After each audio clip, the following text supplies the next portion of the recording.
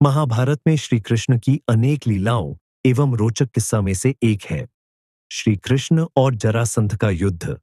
क्यों जरासंध ने बार बार मथुरा पर आक्रमण किया था और श्री कृष्ण ने उन्हें हर बार युद्ध में पराजित करने के बावजूद जिंदा छोड़ दिया।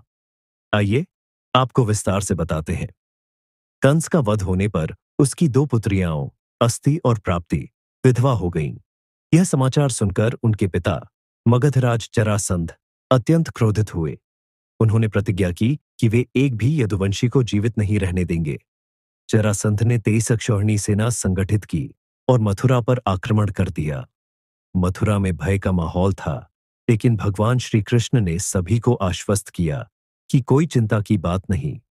भगवान श्री कृष्ण और बलराम ने रथ पर सवार होकर युद्ध भूमि में प्रवेश किया। श्री कृष्ण ने सारंग धनुष उठाया और बलराम ने हल और मुसल धारण किया। श्री कृष्ण के बाणों ने शत्रु सेना को तहस नहस कर दिया और बलराम ने अपने हल से हजारों सैनिकों को परास्त कर दिया। जब जरासंध की पूरी सेना नष्ट हो गई, तब बलराम जी ने उसे पकड़ लिया।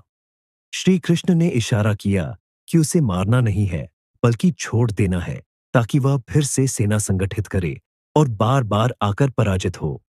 जरासंध ने 17 बार मथुरा पर आक्रमण किया, लेकिन हर बार श्री कृष्ण और बलराम ने उसकी सेना को पूरी तरह नष्ट कर दिया। बलराम जी ने हर बार जरासंध को उपेक्षापूर्वक छोड़ दिया। मथुरा पर बार बार आक्रमण करने वाले मगधराज जरासंध ने 17 बार हारने के बावजूद 18वीं बार फिर से मथुरा पर चढ़ाई की। इस बार वह अकेला नहीं था, बल्कि उसके साथ एक अन्य शक्तिशाली यवन शासक कालयवन भी था। कालयवन को देवर्षि नारद ने उकसाया था कि यदि वह किसी सच्चे वीर से युद्ध करना चाहता है, तो उसे श्री कृष्ण से लड़ना चाहिए। इस पर कालयवन अपनी 3 करोड़ मलेच्छा सेना लेकर मथुरा पर हमला करने आ गया। अब भगवान श्री कृष्ण तो बड़े शत्रुओं से घिरे हुए थे। एक ओर जरासंध की 23 अक्षौहिणी सेना और दूसरी ओर कालयवन की 3 करोड़ सेना।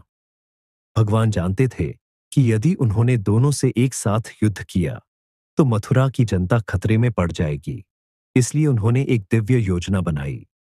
भगवान श्री कृष्ण ने अपने योगबल से समुद्र के बीच एक नई नगरी द्वारका की स्थापना की। उन्होंने अपनी माया शक्ति से मथुरा के सभी यदुवंशी और नागरिकों को द्वारका में स्थानांतरित कर दिया, ताकि वे सुरक्षित रहे। अब जब मथुरा खाली हो गई, तब भगवान श्री कृष्ण अपनी रणनीति के अनुसार कार्य करने लगे। जब कालयवन अपनी विशाल सेना के साथ मथुरा पहुंचा, तो उसे श्री कृष्ण का इंतजार था। अचानक भगवान श्री कृष्ण प्रकट हुए। मोर मुकुट, पीतांबर धारण किए, हाथ में बांसुरी लिए, वे बड़ी मुस्कान के साथ कालयवन की ओर बढ़े। कालयवन ने देखा कि ये वही श्री कृष्ण है जिनका वर्णन नारद जी ने किया था। उसने बिना किसी देरी के युद्ध के लिए ललकारा, लेकिन भगवान श्री कृष्ण बिना कोई प्रतिकार किए युद्ध भूमि से पीछे हटने लगे। यह देख कालयवन क्रोधित हो गया और उनका पीछा करने लगा। भगवान श्री कृष्ण युद्ध भूमि से भागने लगे। यह देखकर कालयवन पीछे दौड़ा। इस कारण श्री कृष्ण को रणछोड़ कहा जाने लगा। कालयवन ने सोचा, श्री कृष्ण से युद्ध करने आया था, लेकिन ये तो युद्ध किए बिना ही भाग रहे हैं। क्या ये मुझसे डर गए? लेकिन यह श्री कृष्ण की रणनीति थी। वे धीरे धीरे कालयवन को एक गुफा की ओर ले गए, जो एक निर्जन स्थान में स्थित थी। गुफा में एक महान तपस्वी मुचकुंद और ऋषि हजारों वर्षों से तपस्या में लीन थे।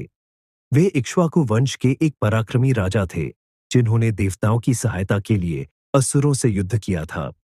युद्ध के बाद जब उन्हें विश्राम की आवश्यकता हुई, तो देवताओं ने उन्हें वरदान दिया कि वे गहरी निद्रा में जा सकते हैं और जो भी उनकी नींद में बाधा डालेगा, वह उनके नेत्रों की अग्नि से भस्म हो जाएगा। भगवान श्री कृष्ण ने जानबूझकर कालयवन को उस गुफा में लाकर अंधकार में स्वयं छिप गए। कालयवन ने गुफा में एक व्यक्ति को सोते हुए देखा। उसे लगा कि यही श्री कृष्ण है। उसने क्रोध में आकर मुचकुंद अर्षि को पैर से ठोकर मार दी। जैसे ही अर्षि मुचकुंद की आंखें खुली, उनके तेजस्वी नेत्रों से प्रचंड अग्नि निकली और कालयवन उसी क्षण जलकर भस्म हो गया।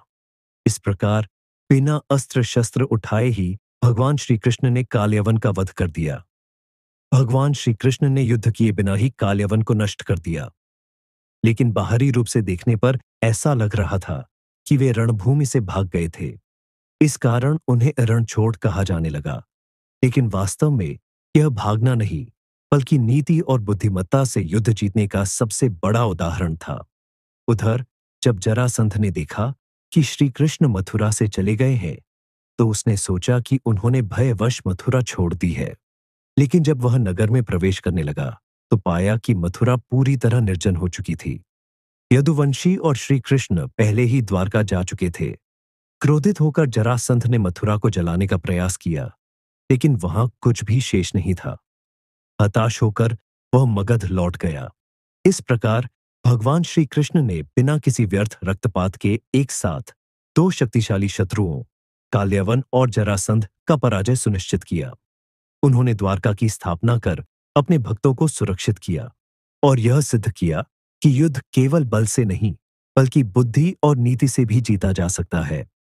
यही कारण है कि श्री कृष्ण को रणछोड़ कहने वाले लोग उनकी महानता को समझने में असमर्थ थे। वास्तव में यह केवल एक युक्ति थी, जिससे उन्होंने अपनी प्रजा को सुरक्षित रखा और शत्रुओं को पराजित किया।